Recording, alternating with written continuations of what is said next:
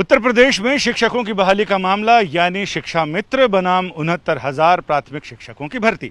इस मामले में सुप्रीम कोर्ट ने पहली सुनवाई के साथ ही नोटिस जारी किया है। 14 जुलाई तक सभी पक्षकारों को अपना जवाब दाखिल करना होगा, लेकिन सरकार को 6 जुलाई तक चार्ट के जरिए बताना पड़ेगा कि आखिर पुरानी भर्ती में जिसका क्राइटेरिया 40 और 45% था और नई भर्ती जिसका क्राइटेरिया इन्होंने इम्तहान के अगले दिन 60 और 65%, यानी सामान्य वर्ग के लिए मिनिमम 65% और आरक्षित वर्ग के लिए 60% ये तय किया। जिच इसी को लेकर चल रही है। हमारे साथ गौरव यादव हैं, शिक्षा मित्रों की तरफ से पेश हुए कोर्ट में। गौरव, ये बताइए कि आज के इस नोटिस के क्या मायने हैं? मामला फंस गया?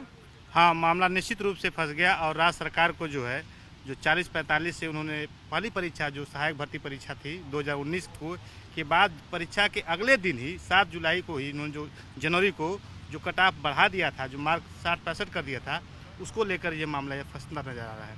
इसमें पहले कोर्ट ने मुकुल रोहतगी जी के दलीलें सुनने के बाद कोर्ट ने इसे खारिज कर दिया था। हाँ, निश्चित रूप से मुकुल रोहतगी साहब को जो केस शिक्षा मित्रों के एक टीम के लोग आए थे तो वो अपने केस को सही से प्रेजेंट नहीं कर पाए और जस्टिस ललित साहब ने कहा कि हम आपके साथ नहीं हैं और इस केस को डिसमिस करते हैं। फिर उसके बाद दूसरे केस को उन्होंने लिया और अन्य वरिष्ठ अधिवक्ताओं ने केस की बातों के सारी बातों में और उसको समझाते हुए जब उन्होंने किया है तो कोर्ट कन्विंस हो गई और अंततः अंत में आकर जो है कई 2-3 डायरेक्शन पास किए हैं। पहले उन्होंने कहा कि आप 6 तारीख तक सारे लोग चार्ट बना के दे दें कितने 40-45 पे हैं। 14 तारीख को जो है इसकी फाइनल सुनवाई होगी और कहा कि कोई एडजर्मेंट नहीं लिया जाएगा और बाकी राज्य सरकार को कहा कि आप अपने दे दें सारी बातें। यानी कोर्ट ने पहले सुनवाई के दौरान ये भी कहा था कि हम चाहते हैं कि इस मामले की सुनवाई ओपन कोर्ट में हो, जब रेगुलर कोर्ट शुरू होगी गर्मी की छुट्टियों के बाद उस समय इस मामले की सुनवाई की जाए। लेकिन शिक्षा मित्रों की तरफ से कुछ वकीलों ने ये कहा, जोर दिया कि आज ही इसकी सुनवाई हो जाए तो ज़्यादा बेहतर है और उसके बाद कोर्ट ने विस्तृत सुनवाई की और आखिर में नोटिस जारी किया, यानी 14 जुलाई तक सारे पक्षकारों को, जिसमें उत्तर प्रदेश सरकार है, प्राथमिक शिक्षा बोर्ड है और ये तमाम जिन्हें पक्षकार बनाया गया है, याचिकाकर्ताओं ने बनाया है, उनसे याचिका के मुख्य बिंदुओं पर, मुख्य सवालों पर उनसे जवाब तलब किया गया। उत्तर प्रदेश में 69,000 प्राथमिक शिक्षकों की भर्ती के मामले में सुप्रीम कोर्ट ने विस्तृत सुनवाई के बाद नोटिस जारी कर दिया है। 14 जुलाई को उत्तर प्रदेश सरकार, बेसिक शिक्षा बोर्ड और बाकी अन्य पक्षकारों को जवाब देना है।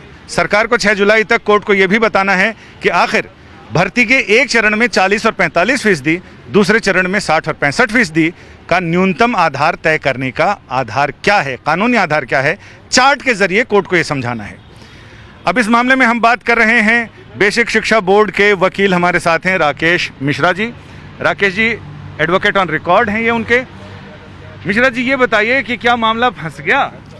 फंसना इसे नहीं कहते, फंसना होता जब स्टे होता, कोर्ट या कहती कि आप अपॉइंटमेंट लेटर नहीं जारी करेंगे, जैसे कि पूरे सुप्रीम कोर्ट के टॉप लॉयर्स शिक्षा मित्रों ने कर रखे थे। सब ने कोशिश की।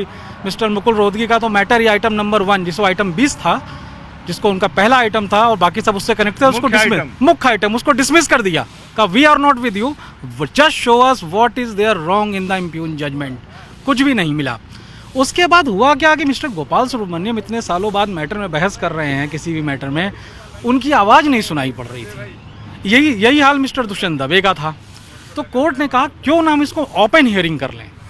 उसके बाद मिस्टर दुष्यंत दवे ने कहा कि नहीं, इसमें हमें स्टे चाहिए। तो स्टे के लिए मिस्टर दुष्यंत दवे, मिस्टर पटवालिया और लास्ट में डॉक्टर राजीव धवन ने बड़ी कोशिशें की, मगर कोर्ट ने कहा इस जजमेंट में एक हिस्सा हमें दिखाइए जो गलत हो, जिसकी वजह से हम स्टे कर सकें। वो हिस्सा कोई दिखा नहीं पाया। जहाँ तक रही बात है, कोर्ट ने अलाउ किया कि 69,000 की जो आपका शेड्यूल है, शेड्यूल बताया गया कि 3 से 6 तारीख के बीच में हम अपॉइंटमेंट लेटर जारी कर देंगे। 3 से 6 जून की बात कर रहा हूँ और हमें जवाब देना है जुलाई में 6। तो अपॉइंटमेंट लेटर 69,000 टीचर्स का ज्वाइन करके उनकी ज्वाइनिंग हो जाएगी। उसके बाद कोर्ट का ये भी था कि 15-20 साल की सर्विसेज दी है, इनके प्रति एक सिंपैथेटिक व्यू होना चाहिए। आप शिक्षा मित्रों के लिए इनको आप रेगुलर अपॉइंटमेंट के बाद निकाल मत दीजिएगा। हमने कहा ऐसा नहीं करेंगे, ये चलते रहेंगे। कोर्ट ने अपने आदेश में भी ये कहा है कि उनके साथ छेड़छाड़ ना करिएगा। बिल्कुल सही। पर हमारे जो नए अपॉइंटमेंट होने थे, जो हमारा फर्ज था, वो पूरा हुआ और उत्तर प्रदेश में ये मैटर वहाँ, आज तो हम कैबिनेट पे सिर्फ थे, ये मिस्टर महाधिवक्ता उत्तर प्रदेश ने बड़े अच्छे से इसको फाइट किया था कि जो एक बिंदु नहीं मिला स्टे के लिए। चंद्रा जी? फिर चंद्रा जी नहीं, हमारे महाधिवक्ता। अच्छा जी। यानी कुल मिलाकर 69,000 शिक्षकों का मामला 2018 के दिसंबर में ये नियुक्तियों का विज्ञापन निकला था। 19 के जनवरी में इम्तहान हुए, उसके बाद से मामला अभी तक लगभग 1.5 साल से ज़्यादा हो गया है, मामला अदालतों के चक्कर ही लगा रहा है। लेकिन अब जैसा कि मिश्रा जी ने बताया, वो 69,000 शिक्षक उम्मीदवार जो 60 से 65% के कट ऑफ पर हैं, उनके लिए उम्मीद अभी शेष है, क्योंकि सरकार का यह कहना है कि वो जून में उनके लिए नियुक्ति पत्र जारी कर देगी। अब देखते हैं, सरकार ने ऐसे कई दावे किए थे, पहले भी वादे किए थे, वो वादे तो अब तक चल नहीं पाए, लेकिन अब उम्मीद पर दुनिया कायम है। कैमरामैन विनोद कुमार के साथ संजय शर्मा, दिल्ली आज तक।